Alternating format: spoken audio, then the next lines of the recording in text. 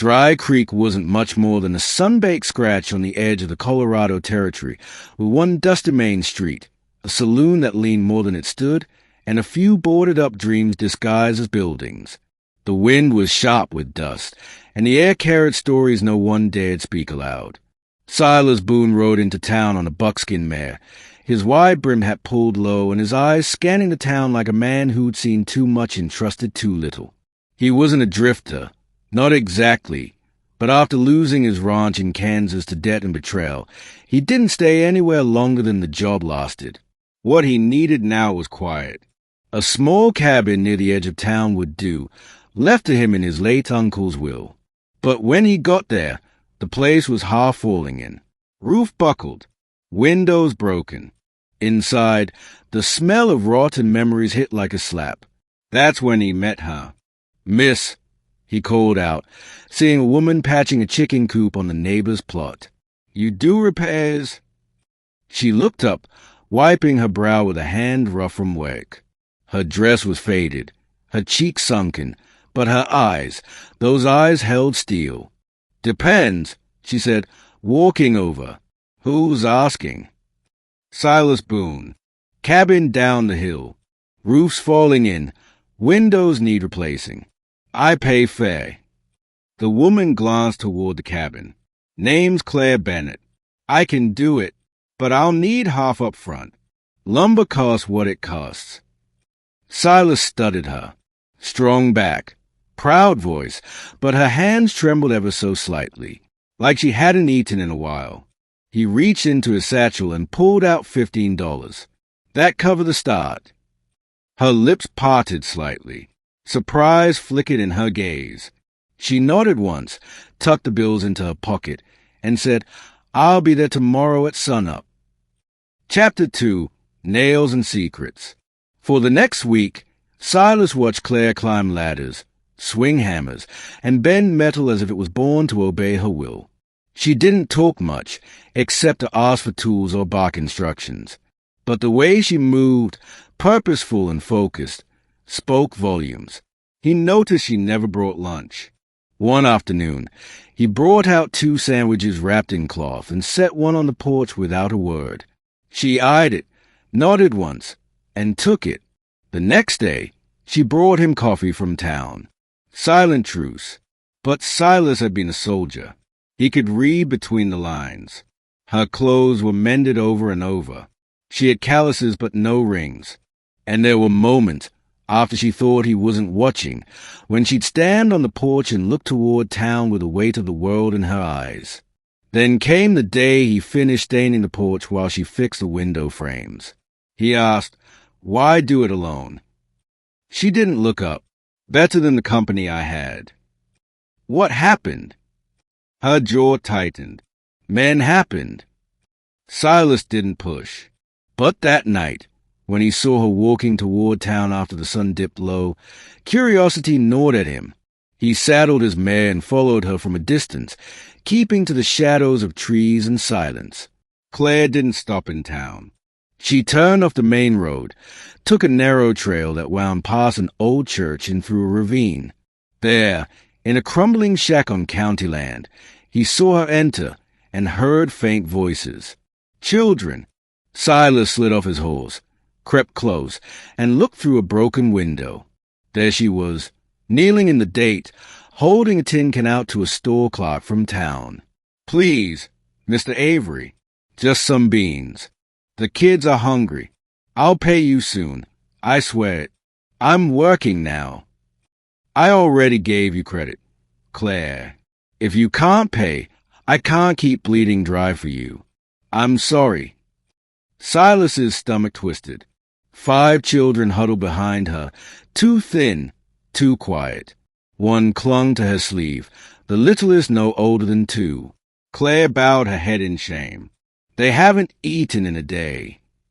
Silas had seen a lot in his life: war, death, greed. But nothing hit him like that moment.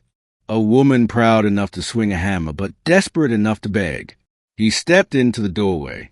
"Don't you worry about the bill, Claire. I'll cover it." Chapter 3, Ashes and Rain. Claire spun around, color draining from her face.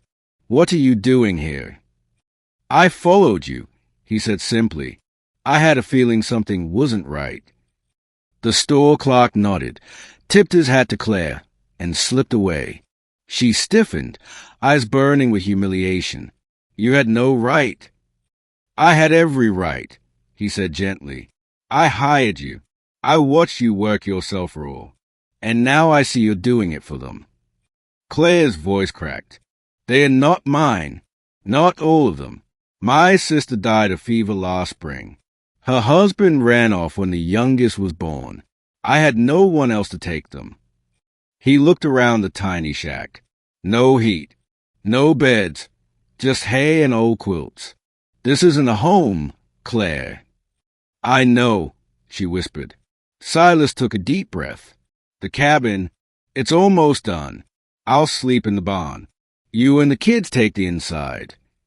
She stared at him, stunned. "You don't owe me anything," he added, "but no child should go to bed hungry." That night, Claire moved into the cabin with the children. Silas fixed the barn roof, laid down hay, and slept with his saddle for a pillow. Chapter 4. A Storm Called Love. Autumn came fast that year. The trees turned gold, and the mornings were frosted with silver. The cabin stood proud now, strong against the wind, and inside it, something warmer than a hearth began to stir. Claire had walls around her heart, but each day they cracked a little more. When Silas brought home apples from town for the kids, she smiled. When he taught her oldest how to ride, she laughed. At night, after the children were asleep, they'd sit on the porch, sometimes in silence, sometimes in stories. One night, he asked her about the scar on her shoulder. "My husband," she said quietly, "he drank more than he worked. When I left, I took nothing but my sister's kids. Figured I'd had enough men to last a lifetime." He looked down. "I ain't looking to replace anyone." "I know," she said softly. "That's why I trust you." Then winter struck. A blizzard rolled through without warning. Snow hammered the land. The barn collapsed in the night, and Silas barely escaped with a broken rib. For 2 days, they were snowed in. Claire fed the fire, cooked broth, and tended to his wounds. And one night, while he lay on the couch, sweat on his brow from fever, she whispered, "You saved us before I ever saved you." Chapter 5. Redemption's Door. Spring returned slow and muddy. The cabin held. The kids grew stronger, and Claire's eyes no longer carried hunger. But peace never lasted long on the frontier. One afternoon, while Silas and the children were out planting seeds, a man rode up to the cabin, drunk, armed, dangerous. Claire opened the door, heart-dropping. "Eldon," she breathed. "Her husband." He grinned. "Thought you'd get away from me, Claire? You think I wouldn't find out you were playing house with some cowboy?" "I left you," she said, voice trembling but firm. "I had to." "You took what was mine," he growled, stepping forward. "And now you're gonna pay." A shot rang out. Silas stood on the path behind him, rifle smoking in his hands. "You don't belong here." Eldon turned, gun half raised, but Claire moved faster. She grabbed the fireplace poker and struck his arm.